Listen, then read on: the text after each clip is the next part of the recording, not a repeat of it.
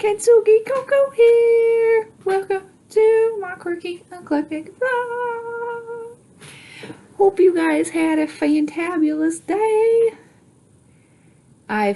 Been having a day full of TLC, tender love and care, self-care. We are shedding a lot of which no longer serves us this week.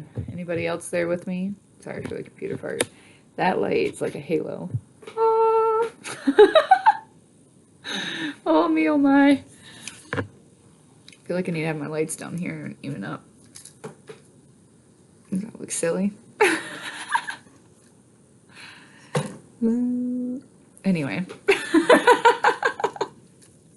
Focus. Focus. We don't have to focus, but we should. So, welcome to day 10 of our Greatfull series. Turning our lessons into blessings. Rewriting our life for the life we want to live. You know what I'm saying? Today, my lesson to blessing is going to be based on some hard truths I had to learn. And that was moving on and seeking, like, forgiving yourself does not require an additional person. All you need is you, yourself, and mwah. You know what I'm saying? I have no idea why we keep saying that, but we do, and it's comical. It makes me laugh. So, for me, after I had my son, I had a really bad postpartum, right? And my postpartum was partly due to being depressed in high school. I was very depressed. And, you know, it is your perception, is how you're viewing life, but until you know better, you don't. So, you know, you're kind of trapped in your own mental prison. And so for me, after having my son, which a little bit of privy information, I always wanted to be a mom. And that was one thing when I was younger. I knew I was going to have 3 kids and I was going to be the most incredible mom ever. I did not have any idea what I was going to do for a job, but I just knew that I would be able to be the best mom ever for my kids. And I'm doing an incredible job with the one I have. Just the one. I do have a 4-legged child, so we can count him as 2. And beautifully so, they are 363 days, or 353 days. Wait, 63, I was right, my bad.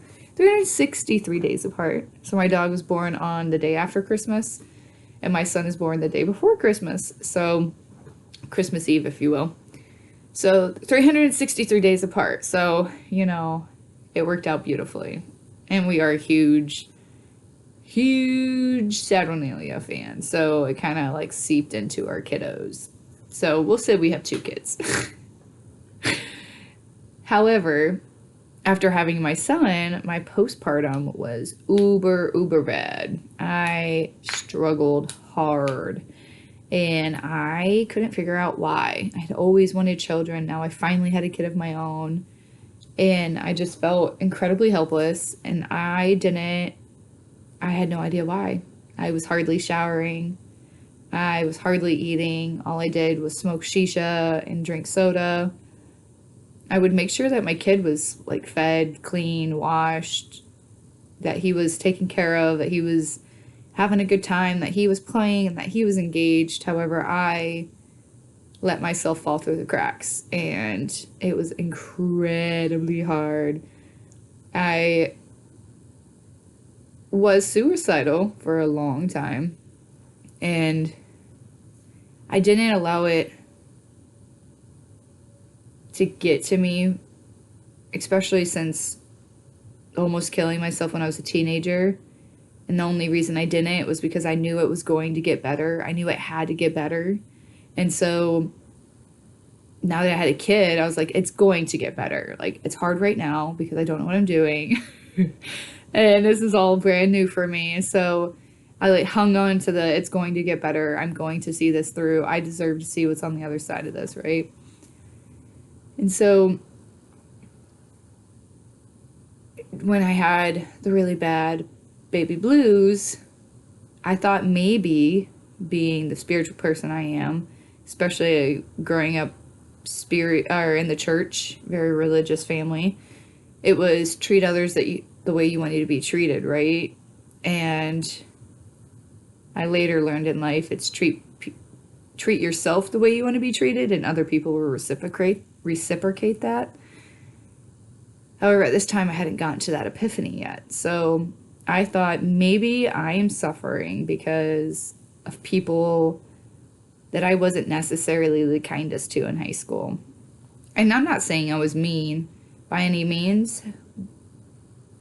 I had very pure intentions for a lot of the interactions that I had, but also lacking the self-love and the self-confidence. I allowed that to affect the relationships around me, and I allowed that to make me feel guilty. And so I thought, okay, I have really bad baby blues, really bad postpartum, so I need to apologize to the people I did wrong. And apologizing to those people is going to right what happened. And it's going to make me feel better, right? It's going to chain effect. Well, and in doing that,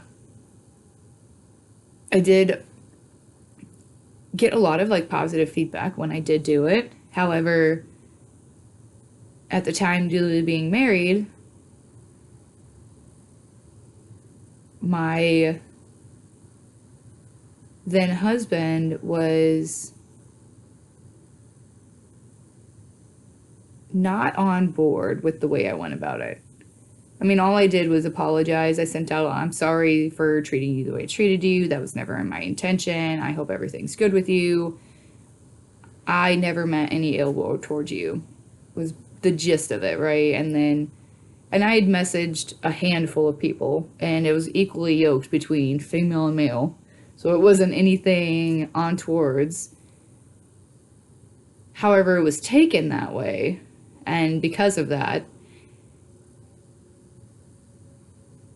I healed the part of me that wanted to apologize to those people, but at the same time, I also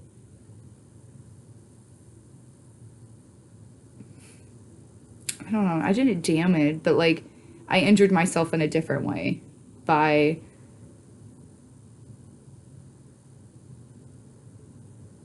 going through an experience where I was then hurt by somebody else's actions because I reached out to people to apologize to them. And that maybe seems very vague. However, we don't need to go into too many details because that's not our place to say. However, I was then hurt by somebody else because of the way I went about to apologize. And when it came to trying to explain my side of the story and try to explain where I was coming from and what was going on, somebody very close to me that I thought understood me and knew who I was as a person kind of like stepped back and was like, oh, well, I don't know. It could be taken that way. And that really showed me that when it comes to your healing journey, and maybe we did something wrong to someone or somebody did something wrong to us, we don't have to actually address the person.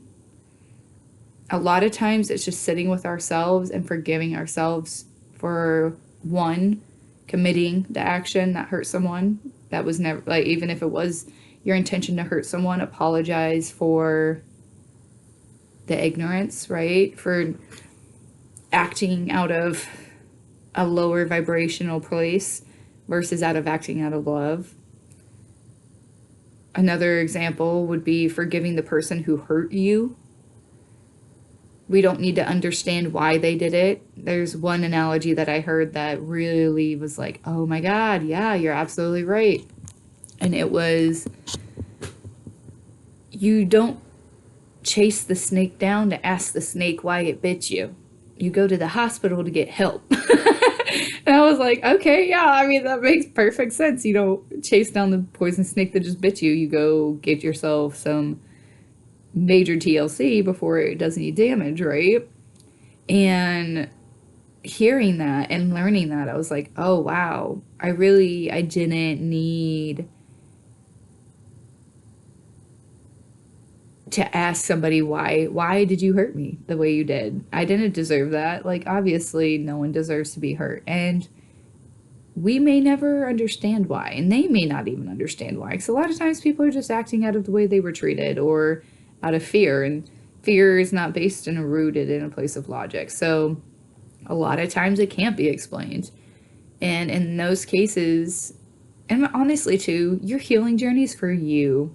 And just being able to hold space for yourself and say, I forgive myself for being a little brat.